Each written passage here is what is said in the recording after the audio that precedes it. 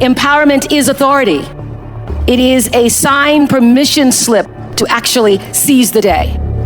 It's the process of getting stronger and more confident and more engaged, and to be empowered is to move through the world without any kind of fear or any kind of apology. And with these gifts comes an even deeper privilege, I believe, and that is the ability to take charge of your own life, to own yourself, and claim your right. And here's what I know for sure, that to whom much is given, much is expected. And I have been given so much. I've earned it, I've been blessed with it, but I've been given a lot. And that's why I've chosen to use my life to lift other people up. Nobody's journey is seamless or smooth. We all stumble, we all have setbacks. If things go wrong, you hit a dead end, as you will. It's just life's way of saying, time to change course. So ask every failure, this is what I do. Every failure, every crisis, every difficult time, I say, what is this here to teach me? And as soon as you get the lesson, you get to move on. If you really get the lesson, you pass and you don't have to repeat the class. If you don't get the lesson, it shows up wearing another pair of pants to give you some remedial work. And what I found is that difficulties come when you don't pay attention to life's whisper, because life always whispers to you first. And if you ignore the whisper, sooner or later, you'll get a scream. Whatever you resist persists, but if you ask the right question, not why is this happening, but what is this here to teach me? What is this here to teach me? It puts you in the place and space to get the lesson you need. My friend Eckhart Tolle, who's written this wonderful book called A New Earth, it's all about letting the awareness of who you are stimulate everything that you do. He puts it like this. He says, don't react against a bad situation, merge with that situation instead, and the solution will arise from the challenge. Because surrendering yourself doesn't mean giving up, it means acting with responsibility. I have a very big life, and so people with big lives can do big things. And so I started to think about what was the best Christmas I ever had in my life. I grew up poor, on welfare with my mother for part of my life. And I remember that the best Christmas of my life was when I was 12 years old, and my mother had said, we're not gonna have Christmas because we can't afford it. I remember feeling like it's gonna be really hard on Christmas morning to go outside. What am I gonna do when everybody else is outside? That's what I thought. What am I gonna do when everybody else is outside? And what am I gonna do when I have to go back to class and say I got nothing? So that's what I was mostly worried about. And then some nuns showed up. Some 3 nuns came to our house, and they gave me a doll, and they bought us food, and we had our Christmas. That was the best Christmas of my life, because somebody remembered, and I wasn't going to have to be the kid that said I got nothing. So I wanted to be able to create that same feeling for children who had nothing. So I decided to go to South Africa. Originally, I wanted to do 1 million kids, and then just realized I only had 4 weeks vacation. So in 4 weeks, I could not reach 1 million kids, because I didn't want to just write a check, send a donation. I wanted to be able to look in each kid's face and say to that child, somebody remembered you. And so that's what I did with my life this Christmas. I took 41 people from here, hired another 50 people over there, and we were a traveling caravan from one village to the next. We did 2,000 kids a day. We had parties for children who were orphans, and it was singularly, I will tell you, I could weep thinking about it, the best experience of my life. The singularly best experience of my life. The first day in Africa, where we had 280 kids in a room, and every single one of those kids had lost a parent. Every single one of those children, they were aged 3 to 17 in that room. And my team that you're talking about, I have the greatest team in the world. My team here in the United States had been in contact with the orphanages, so that by the time we got there, we had a present with every child's name on it. This summer, every black doll manufacturer in the country had sent me dolls, because these girls had never seen black dolls. And so it was my mission to do for them what the nuns had done for me, was to let the African girls see a black doll. So I wanted every girl to have a black doll. I wanted every boy to have soccer balls. We bought radios, we bought clothes. And the most important thing is we had their names on every box for every child. And I called up the children one by one. And when those children, received their gifts and then waited for the next child to receive their gifts, I said, nobody can open their presents until everybody can open their presents. And on the count of 3, when I counted to 3, and those children opened their presents, was the single greatest moment of my life. I have a big life, so I can take 50,000 presents and do that over and over and over again to orphanage after orphanage. But what I felt in that room from those kids is a lot of what you're talking about and what you're talking about and what you see in the faces of those women. When you look into the eyes of someone and you give them a gift, whether that be a physical gift or it be a gift from your spiritual self, from your presence, from the essence of you, and you see the light, you see the joy. What I felt in that room was not just that I was remembered, that the child felt that I was remembered, but you felt a sense of hope, a sense of validation, that somebody cared about me. And I will tell you that of all the years and shows that I have done, and every theme for every show that I've done, the single common denominator that I found that every human being is looking for is validation. Every single person needs to know, wants to feel that they matter, And what happened in that room, that was the greatest day of my life. I knew that those children knew in that moment that they mattered. And so I encourage you, it's exciting to be able to write a check. It's even more exciting to be able to touch one life, to be able to do that for one person. It's like Cynthia was saying, when you can do that for one person, when you can do that, you will know that your life has meaning. And I will tell you, when I left that place, my friend Gail and I were there and we were all boo-hooing, we're like boo-hooing with the children, oh my God. And Gail was saying, what is it, we're so full. And Gail said to me, she said, as big as your show is, what happened in that room seemed bigger. And that is true. That is true for me, who has this big life in a television show. And I'm telling you, for everybody here, extending yourself beyond your world, your kids, your family, your stuff, and reaching out to somebody who is not like you, somebody who is like you, who is in need. If you are feeling depressed, or you are feeling down, or you're feeling like things aren't going the way you want them to go in your life, the way you turn that around is to reach outside of yourself to somebody else. Reach outside of yourself to somebody else. It will change you. So it is my intention to fulfill the dream of the Creator. It is my intention to live to the highest calling and be pressed to the mark of the highest calling that I have come to do. And when you can ask the Creator, ask that which made you you, what is your dream for me? I guarantee you, instead of you trying to define the dream, what is your dream for me? If you're able to lean into the dream that the universe and all the forces of light and love and power and grace, by all the names that we call God, has for you, nobody can touch you. Nobody can touch you. So I want to talk about my dream for you, because I have been so blessed to live inside the dream of God. I figured out early on, I had these dreams for myself. I used to tell my father, I'm going to live in a house on a hill. I'm going to have $1 million. And I learned early in my career that the dream I had for myself couldn't compare to the dream that life had for me. So I figured out how to lean into life, and allow the flow that was designed for me to follow, to allow that flow to be my guide. And every decision I've ever made has come from listening to the flow that represents the truth in me, that is also the truth in you. You already know the truth. You've been making decisions, having choices fulfilled throughout your life since you were a kid. And being able to make the right choice based upon what is the truth of you is the dream and prayer I hold for you today. Because being able to do that has led me to this stage and many other stages throughout the world. It's the truth. Everybody has what I call this instinct, this inner voice. It's called by many names: intuition, the divine, the flow, but everybody has it.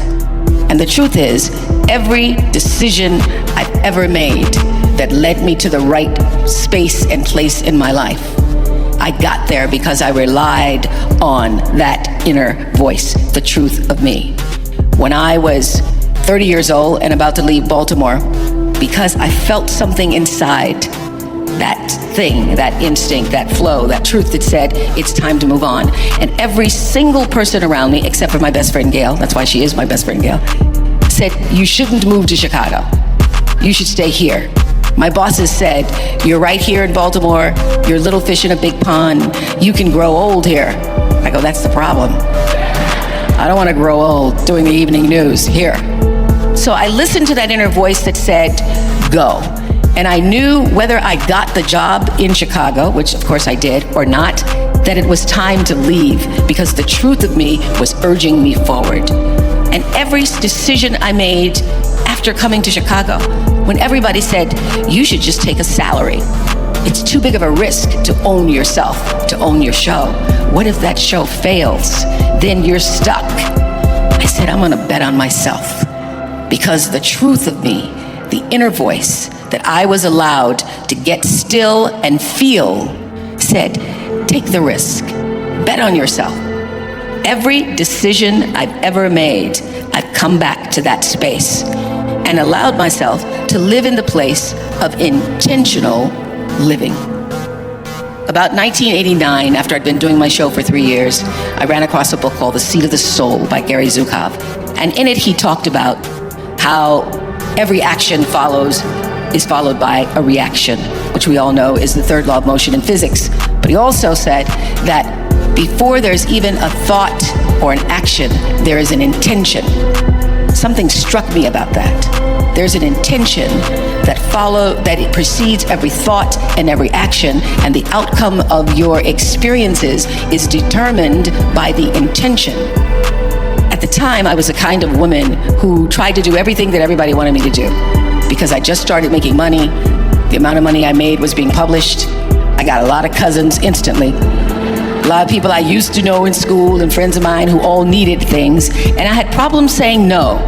So this principle of intention is what literally saved and changed the trajectory of my living, because I started to make my decisions based on what I intended, not just what somebody else wanted me to do or what I thought would please them, but what do I really intend to happen from the outcome of this decision or this choice? And so I started to apply this intentional living and this intentional thinking to everything in my life. I said to my producers, do not bring me a show or an idea unless you have a clear intention about why we're doing it, what you want to say, what you want the outcome to be.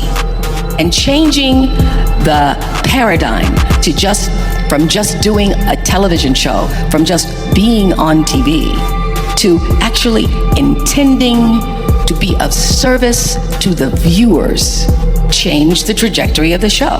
The reason we were #1 for 25 solid years is because we intended to be.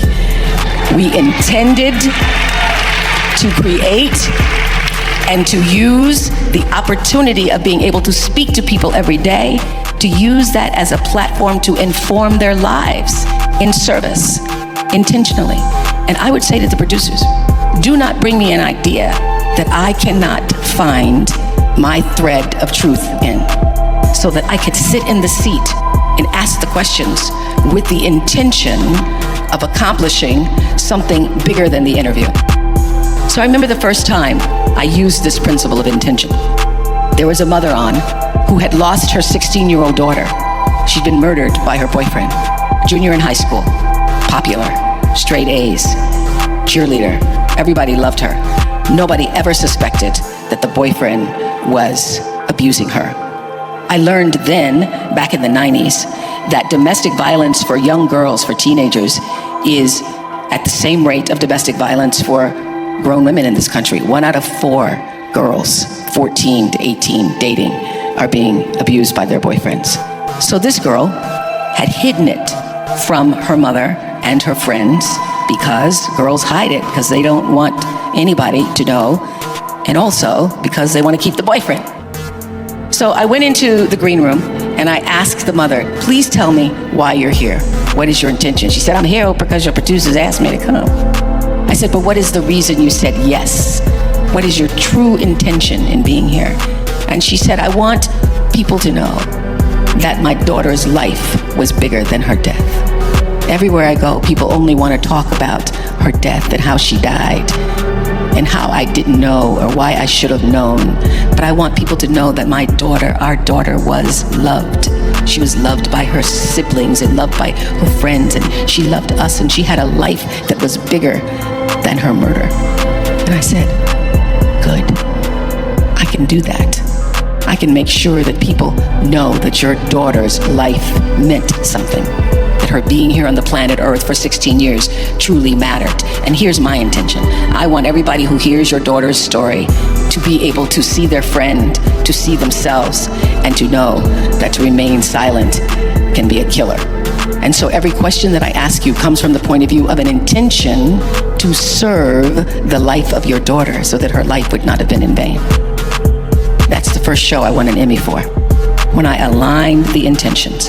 And since that time, I don't make a decision without getting still, checking in with my inner truth, with what is the real reason I'm doing anything. This whole idea of quantum physics, Newton's law, nature, the way, the order of things, and how life and nature itself operates. And I could see a reflection of my own self, my own being in all of that. And reading Newton's law, third law of motion, which says for every action there's an equal and opposite reaction, was like a religious experience for me. I just understand, all my bells and whistles and lights and dancing emojis went off because I could see that. I'd experienced a little bit of that in The Color Purple, that beautiful line where Whoopi, as Miss Celie, says, everything you try to do to me is already done to you. That struck me in particular in the movie. And I understood that everybody's actually saying the same thing. Newton's saying the same thing as Miss Celie is saying the same thing as what we in this country and many other countries call the golden rule, that really what you put out is coming back all the time. And what really struck me is that it's not do unto others as you would have them do unto you. It really is when you do, it's already done, because that's law. How did you turn your pain into purpose? Well, before the pain became a purpose, it was just an acknowledgement of what had happened to me. And one of the things we talk about in the What Happened to You book is that anything that has happened to you, and I wanted to just make this point to everybody, there's not a black woman in this room who hasn't been through something that helped her build strength, and then something else that helped you build strength, and then something else that helped you build strength. I mean, sometimes you go through so much, you say, God, don't teach me nothing else new today. I don't need no more strength building. But this is what I know, is that strength times strength times strength times strength. Every time you got stronger, you were building power. Because strength times strength times strength times strength equals powerful. So we're sitting in a room amongst ourselves with all of these powerful women who have their stories of what happened to you that you can now turn into post-traumatic wisdom. So what I was able to do was to take what had happened to me and to use it as an empathy builder for myself and for other people. And it is my empathy and connection that has allowed me to be the woman that I am today. And so anything that has happened to you, if you are willing to learn from it, to open up and no longer allow the stigma and shame to cause you to hide your secrets, but to know that your vulnerability is where your real strength lies, and take that pain and turn it into something meaningful for yourself. And as Maya used to say, I wouldn't take nothing from my journey now. Not even the sexual abuse, the sexual assault. You know, when I was raped, I didn't even know what a penis was. And like so many other people in this room who were also sexually assaulted when they were young, I didn't tell anybody because I knew it would be turned on me. I knew I was not in a safe environment where other adults would trust my word. And so I kept it to myself until I was literally on an Oprah Winfrey show. Somebody shared their story of abuse, and I was like, I thought I was the only one. I thought I was the only person who had been raped at 9 and molested until I was 14. So I think being able to take your pain and turn it into purpose and power begins first with being able to empathize with other people who've been through the same kind of pain. And everything that's happened to you has also happened for you, if you allow it to be. There's not one thing that has happened to you that you cannot now turn into something that is useful and meaningful in the life that you are now leading forward. how do you stay on the positive path of, positive karma? Not even in regards to, I would never do that again. But when you have so many negative forces, even in your family, that can come in, how do you stay in a positive place with positive karma? If there are a lot of negative people in your life, don't look at them. Look at the energy that you are creating to attract them.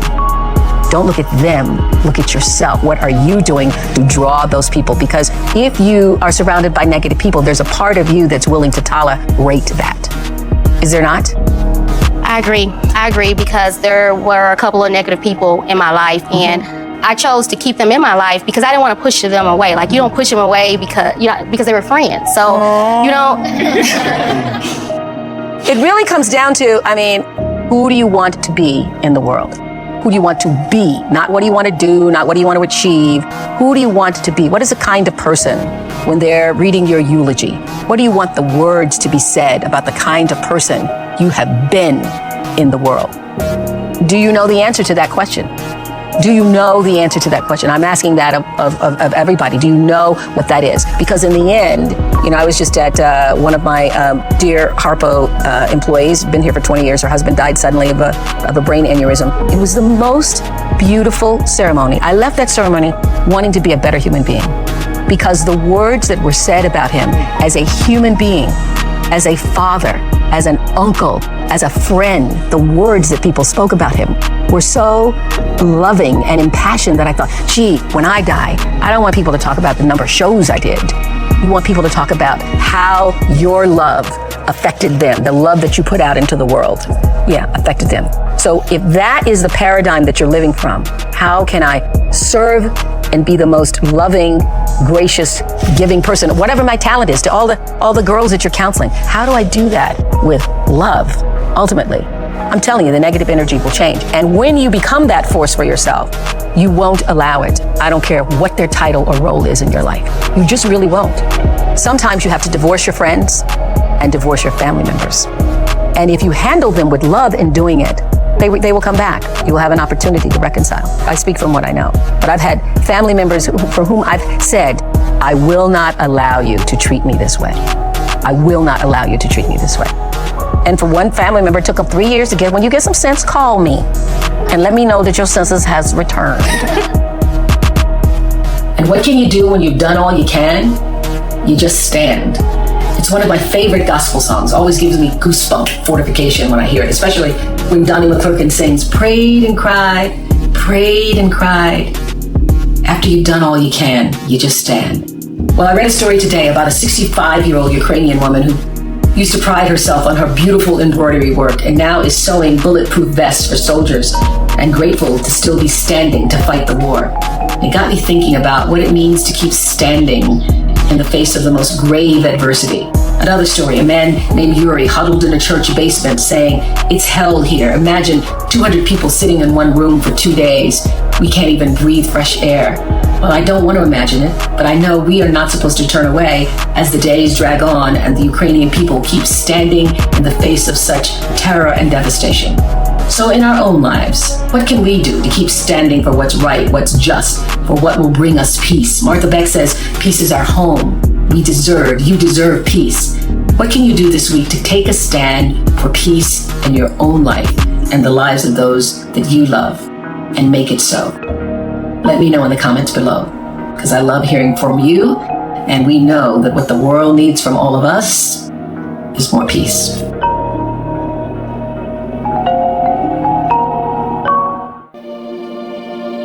It's a big, hard world out there, but you're ready for it.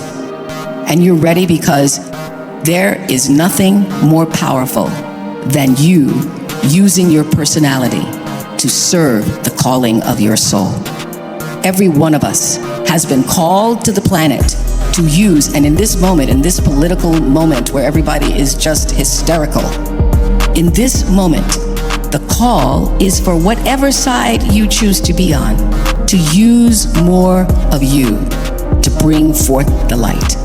And to do that, you've got to have clarity about who you really are. There is no life without a spiritual life. There is no life without understanding what Pierre de Chardin, the philosopher and mystic, said. We are spiritual beings having a human experience. So your real job as you go out to try to find one and have all of this anxiety and fear, and your real job is to know the truth and to create a spiritual practice that allows you to stay in it. To be clear, I'm not talking about your religion. I'm talking about whatever it is that nurtures the essence of you in such a way that you can do what you came here to do.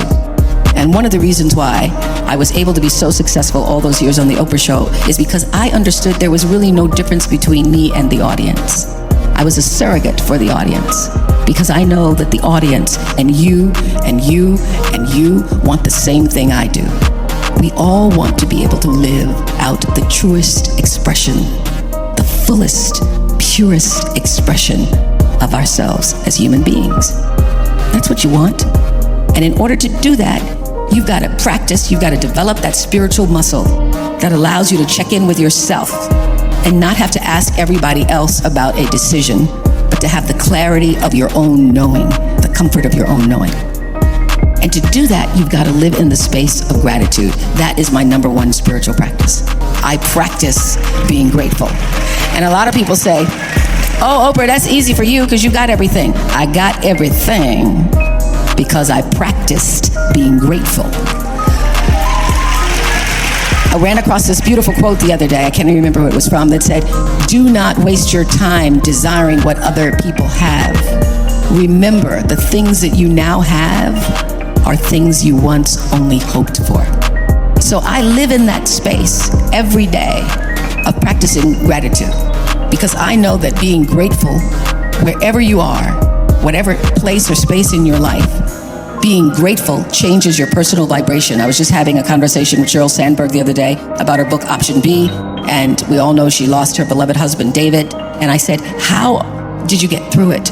And she said, by practicing gratitude. I didn't believe it at first, but I started to write down 3 things every day that I was grateful for. I said, oh, I've been doing that for years. Because when you wake up in the morning looking at the world for what you're going to write down or what you're going to state to yourself by the end of the day that you're grateful for, you have a different outlook on life. I'm just waiting on somebody to hold the door, see if that makes the list. Some days you only have, I'm still breathing, because life gets in the way sometimes. But practicing gratitude as a spiritual practice to evolve you, to bring you closer to the truth of knowing who you really are, is one of the most valuable things I have ever experienced. And I do it. I have journals and journals and journals and journals filled with 5 things a day. If you don't believe me, just for a moment, do this. Close your eyes. Everybody in here. We're going to do this for 5 seconds. You're going to inhale, and on the exhale, just say, thank you. Inhale. Exhale. Do it one more time. Let whatever you're most grateful for in your heart in this moment just rise to the surface. Deep breath. Thank you. Open your eyes. Don't you feel better? You feel better. Researchers have shown that if you can just for 17 seconds a day, bring yourself into the space of presence and gratitude, you literally change your vibration. If you can't give yourself 17 seconds, then you don't deserve a good life. You can't give yourself 17 seconds to breathe and say thank you, then just let whatever happens to you. Finally, I leave you with these words. I'm so happy to see my friend Chip Babcock, who is my attorney here. His wife Nancy is a trustee here. And Chip and I go way back to 1998, where I was on trial for saying something bad about a burger. It's under Oprah said something bad about a burger.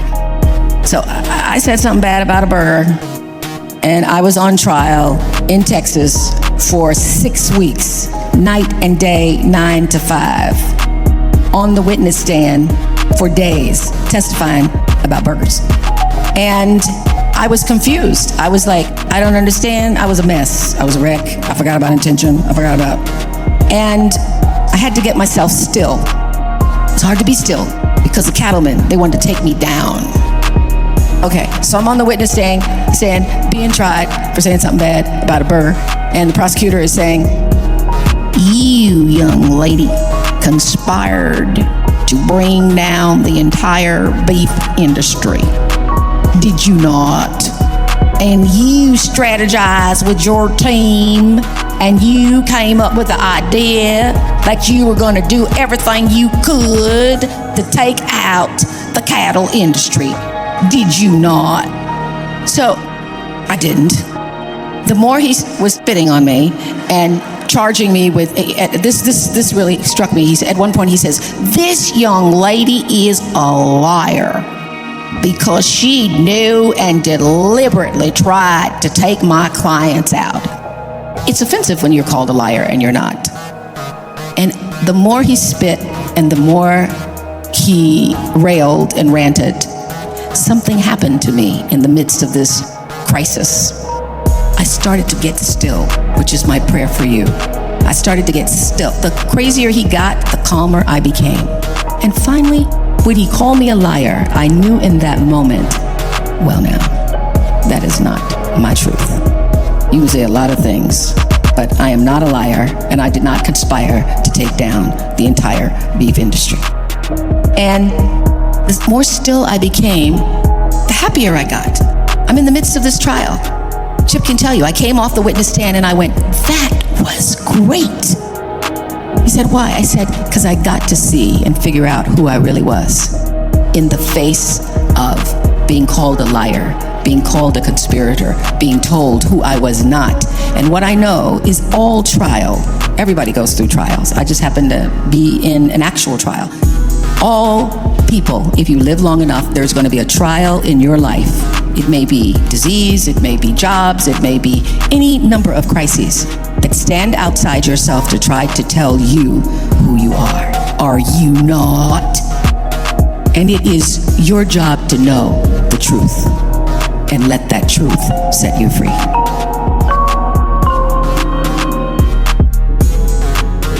So we are a couple of weeks, of course, into 2022.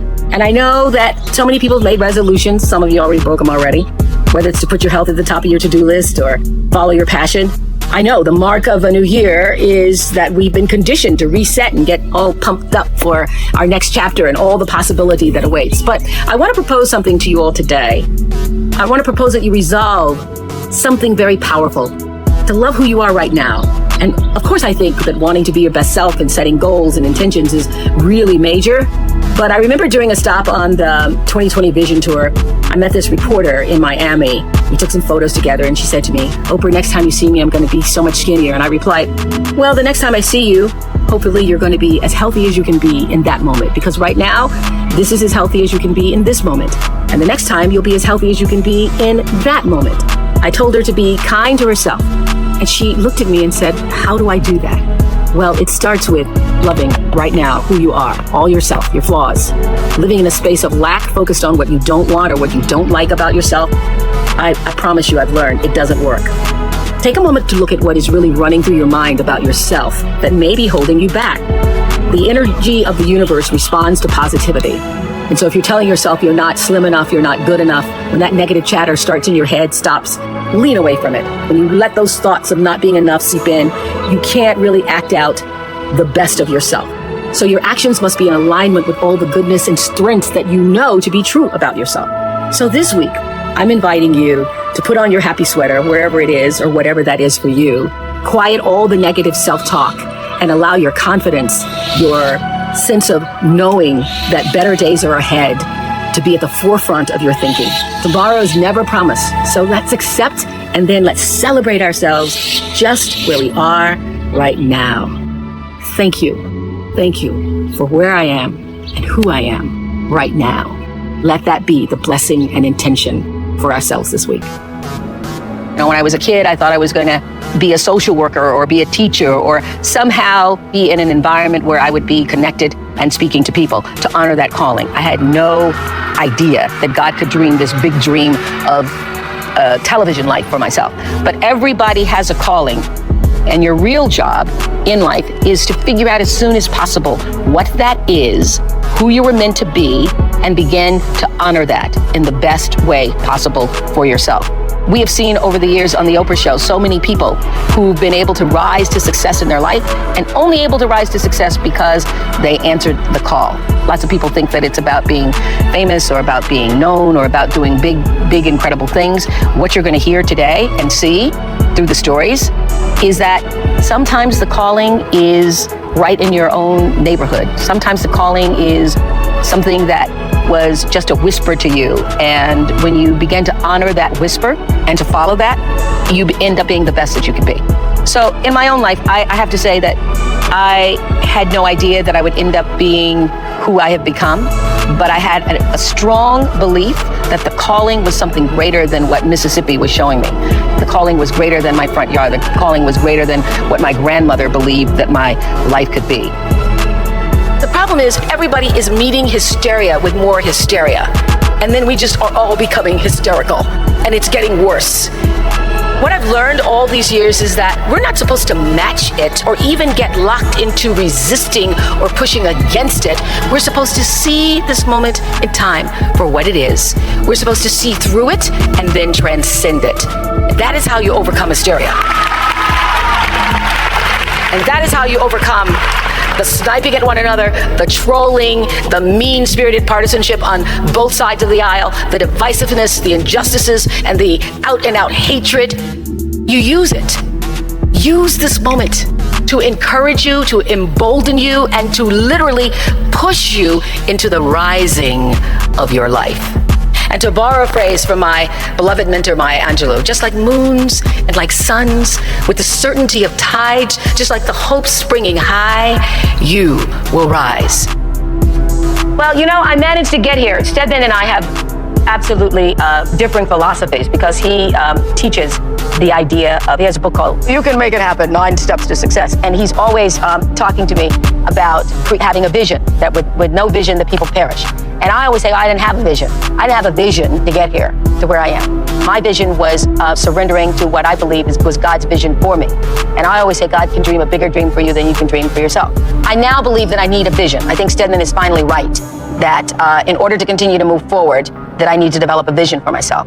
And one of my big goals is to use this television show as a forum and a catalyst for change in people's lives. That's one of them. The other is to move out into the world in a more impactful global format to help women and children across the globe.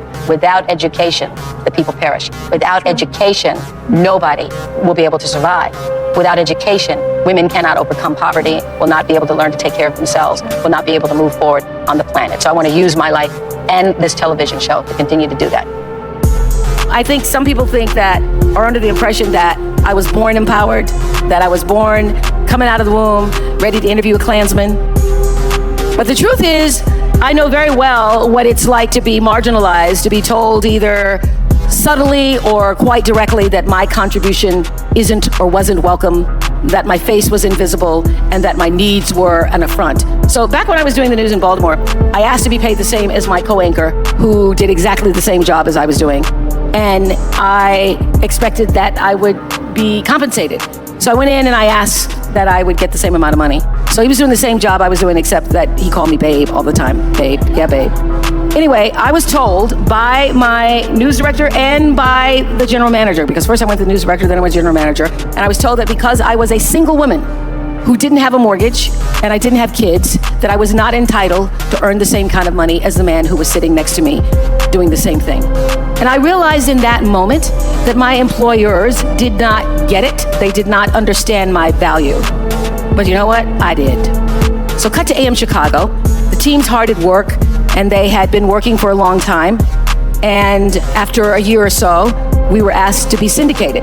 That work began to pay off. Before long, we were now no longer called AM Chicago. We're the National Oprah Winfrey Show. I got a raise, but my producers did not. So I went into the boss at the time, and I asked that my producers, who incidentally were all female, I asked that they would be given a pay raise increase. And my boss, this is in 1986, said, why? They're only girls. What do they need more money for? Girls. I've used the word affectionately, sometimes referring to women as girls, and there was no affection in his tone. It was absolutely condescending. So You know, it takes a while to develop a voice, but once you have it, you damn sure better use it on stuff that matters. So I took a deep breath in that moment and said, either they're gonna get raises or I'm gonna sit down. I'm not gonna work if they don't get paid more, babe. I would like to believe that I could have spoken that kind of truth to misogyny even if I'd been all by myself. But here I was on the brink of finally getting what I really wanted and had been working many years for, a national show. I mean, I might have been too intimidated to stand my own ground against this guy if I were actually alone. But here's the thing, you're never alone. You're never alone. The sovereign sound of Maya Angelou's voice was pushing me forward that day, whispering, I come as one, but I stand as 10,000. So when I was faced with the opportunity to advocate for my producers, I silently called on some of the 10,000 and walked into my boss's office, hand in spirit, with the women who had come before me. I could feel Bessie Smith and Billie Holiday and Ella Fitzgerald and Pearl Bailey and Sarah Vaughan and Lena Horne clutching their green books looking for a place to eat while they sang in supper clubs for whites only. And I could feel Recy Taylor and Rosa Parks refusing to relinquish their dignity in the face of death threats. All these women were with me that day, walking into the office in Chicago, as was Diana Carroll and Petula Clark and Joan Baez and Mary Tyler Moore and Moms Mabley and Barbara Walters and all of the astonishing women whose names none of us will ever even know, despite their sacrifice. And I'm pretty sure I even heard Shirley Chisholm urging me on with this thought: if they don't give you a seat at the table, bring a folding chair. I understood that there were so many times that many women from my mother's generation, and God knows my grandmother's generation, who were forced to grit their teeth and just take it because standing up for themselves wasn't even an option. The risk was too great, and they knew it. But they also knew in their bones what my dear friend Maya put so eloquently into words when she says, you may not control all the events that happen to you, but you can decide not to be reduced by them.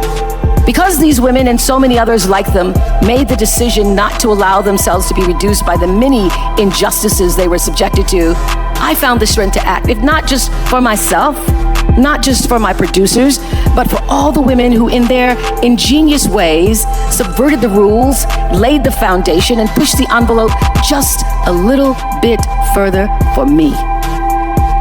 We all are here to fulfill the dreams of those who came before us. Maya used to say, you've been paid for. You've been paid for, young people, so put your crown on your head and wear it. We are here not merely to bear witness, but to be the new voices of an extraordinary new age. You see, when I was growing up, there were no black people in the media, just buckwheat on television. And I was constantly doing that thing, looking to find myself. And what I found instead was Leave It to Beaver and Donna Reed and Lassie, although technically I guess Lassie was mostly brown. The point is, though, we are now able to see ourselves reflected through entertainment. But what pleases me most is that we're beginning to see on screen, what we're beginning to see is starting to change the landscape of what we see behind the scenes. What Kamal was talking about, true inclusion.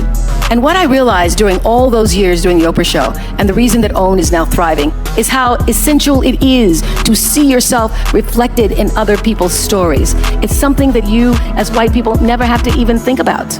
Because the more you see a broader and richer and more nuanced depiction of yourself and your neighbor and the world, the more empowered you become.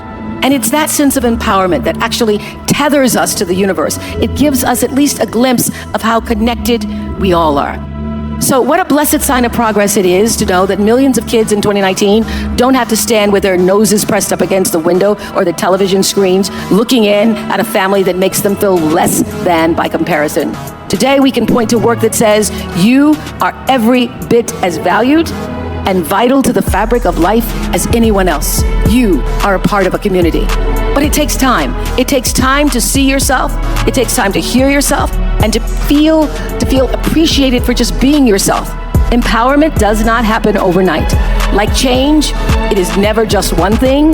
It is a series of consistent steps, great and small, that proves to us again and again that genuine change is actually possible. So many people are worried about building a brand. I hear kids on social media talking about their brand. And I used to really resent the word when people would say to me, oh, you have this brand, because I never even thought about a brand. I just thought about day in and day out, making the best right choice for me. But now I embrace it because I recognize people see me as a brand. But for me, it's not a business. It is a question of what do you stand for? And I will say this, you're nothing if you're not the truth.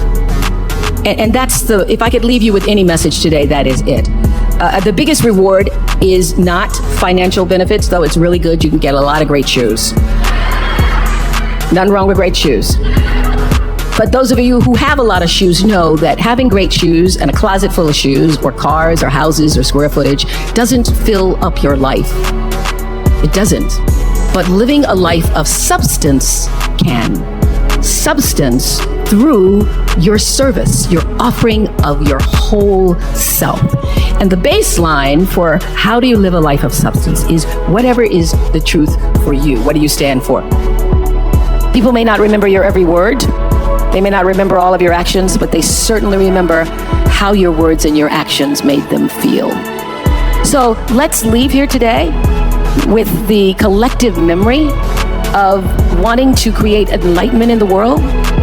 Let's leave here knowing that we can give people the sense that they have been heard and respected.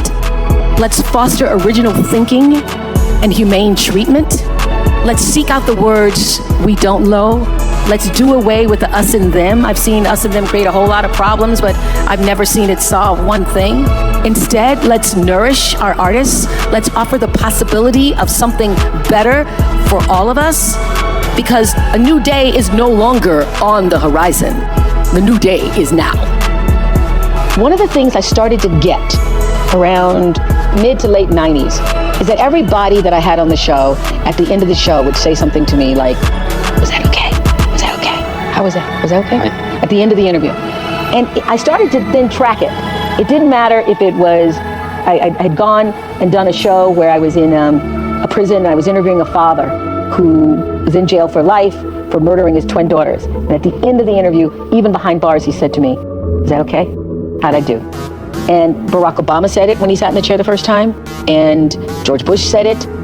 This is what I learned sitting in that chair for 25 years, that at the end of the day, whether you are interviewing me or I get to interview you, whatever your profession is, wherever you are in your life, in your relationships, every person that you encounter, every experience, the person wants to know, was that okay?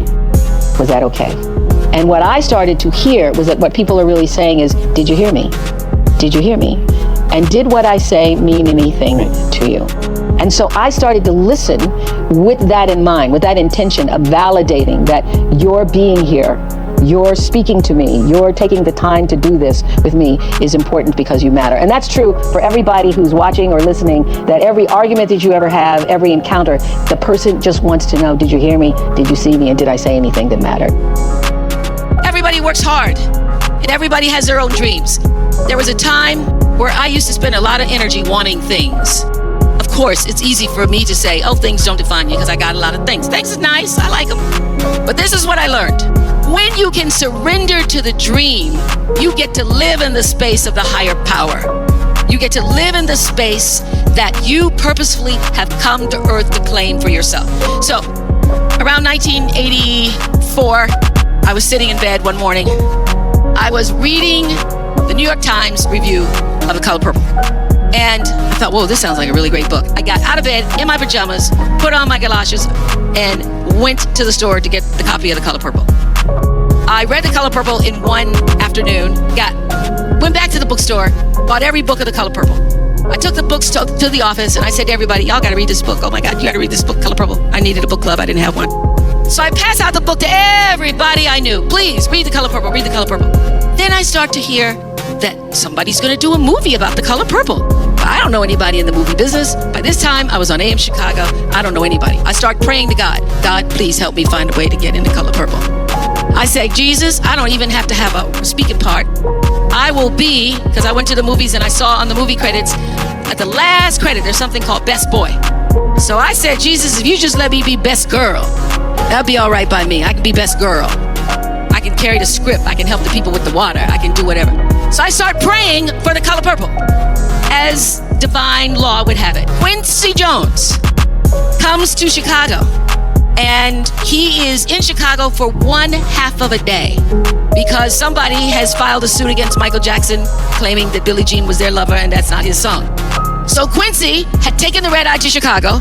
He was in his hotel room. He was coming out of the shower, and the television in his hotel room is on AM Chicago. There sits little chubby me with my Jerry curl on AM Chicago. Quincy Jones tells Reuben Cannon, the casting agent, I think I found Sophia. So I get a call from Reuben Cannon, who says, I'm calling about a movie. It's called Moon Song. Would you be interested to come and audition? And I say, I have not been praying for Moon Song. I have not been praying for Moon Song. I've been praying for The Color Purple. He said, well, I think you should come and audition. So I go to audition. You know, movie people, they make everything all secret. Steven Spielberg didn't want anybody to know he was doing Color Purple. So on the outside of the script, it says Moon Song. But I know all the words by heart. So when I open the script, I know this is The Color Purple, Jesus. This is The Color Purple. So I auditioned for The Color Purple. I can't even believe it. They don't just want me to be the water girl or the best girl. They are asking me, do I want a part in the movie? Oh, I'm thinking prayer works. 3 months pass. 3 months is a long time. I auditioned in February, March, April, May comes. I haven't heard anything. So I call Reuben Cannon. I say, Mr. Cannon, I'm sorry, sir, I haven't heard anything. I expected to hear something by now. And Reuben Cannon, African-American man, says to me, you don't call me, I call you. And I didn't call you. Do you understand that I have real actresses who have auditioned for this part? Real actresses. And he tells me who just left his office. And I went, well, okay, I'm not getting that part. So I hang up the phone and I start crying. I can't believe that God has played this trick on me. I think, this is a trick. So I decide that this is because the fat has finally caught up with me. The fat has finally caught up with me, and now I must get rid of the fat. In 2 weeks, I am going to go to a fat farm, and I'm going to lose 25 pounds. I'm gonna drink a lot of green juice. I'm gonna have some cleanses and colonics. So I also was trying to make peace with it. I said, God, I don't understand. I thought it was for me. You ever had that talk with God? I thought it was for me. I thought it was for me. God, you let me audition with somebody named Harpo. That's my name backwards. Jesus, that was a sign. Wasn't it a sign? And then 3 months pass, and then Reuben Cannon says, real actresses have just left his office. So I start to pray on the track. I'm out on the track at the fat farm, and I am running around at the track at the fat farm. It starts to rain. Y'all know how that is. But I don't even care, because I am praying to God to help me to let it go. Help me let it go, because now I've become obsessed with it and it's now controlling my life. I start praying, running around the track, and I keep hearing this noise, and I can't, there's nobody on the track but me, and I'm running around the track. And I look around, and it is my thighs rubbing together. My thighs are rubbing together, causing this thunderous sound. There's nobody on the track. So then I really start to cry. Oh, Lord, help me. Help me let it go. Help me let it go. Help me let it go, God. Help me let it go. And you ever did this prayer where you say, okay, Lord, okay, I'm gonna let it go. Then you get up and you go, well, I think I still got a little bit of it. I did. Help me let it go. But I'm not gonna be able to see the other actress in my part. I won't be able to see it. I won't be able to see Color Purple. Just can't ever see it the rest of my life. I won't be able to see it. So then I started, I don't know where it came from. I surrender all. I surrender all to thee, my blessed Savior. I surrender all. I sang and I cried. I sang and I cried and I prayed some more until I could reach the point where not only will I be able to go to the movie, but I can bless the other actress. I can bless her. I can say, I bless you. I bless you. I bless you with this. I surrender all. I surrender all to thee, my blessed Savior. I surrender all. And I tell you in my greatest testimony that the instant I laid that thing down, I'm telling you, when I laid it down and it didn't have me anymore, it had no control over me anymore, I didn't feel anything about it anymore, when I let it go, when I intentionally surrendered it to the power that was greater than I could ever know. The instant that happened, a woman comes running out of the cafeteria screaming, Ofri? Is your name Ofri? 10 years, nobody could pronounce my name. I said, yeah. She said, somebody's on the telephone for you. He said, name's Spielberg. I get to the phone. He says, I hear you're at a fat farm. I said, no, sir. This is a health retreat. He says, I'd like to see you in my office in California tomorrow. This was in Wisconsin. I'd like to see you in my office. And if you lose a pound, you could lose this part. No problem do I have. I don't have no problem not losing a pound. So, honey, I packed my bags and I stopped at the Dairy Queen. I got 3 scoops just in case I'd lost half a pound. And the next day, I was in Steven Spielberg's office and he said, you're hired. You're hired. You have no idea the power of noticing another human being and what it feels like when somebody knows that they have been seen, truly seen by you. It is the greatest offering you can give. And all those years of the Oprah show, the greatest lesson I learned was that, after every show, someone would say invariably in one way or another, how is that? I'd finish an interview with the father who killed his twin daughters. I'd finish an interview with politician Barack Obama, Joe Biden, George Bush, Beyonce. They all say the same thing. How is that? And so I started to see that there's this common thread in our humanity where everybody wants to know, how was that? Did I do okay? Did you hear me? And did what I say mean something to you? So I would have to say that recognizing that in other people has helped me to become, a person of compassion, a person of understanding, a person who can interview anybody about anything, because I know that if the core of you is the same as the core of me, you just want to be heard.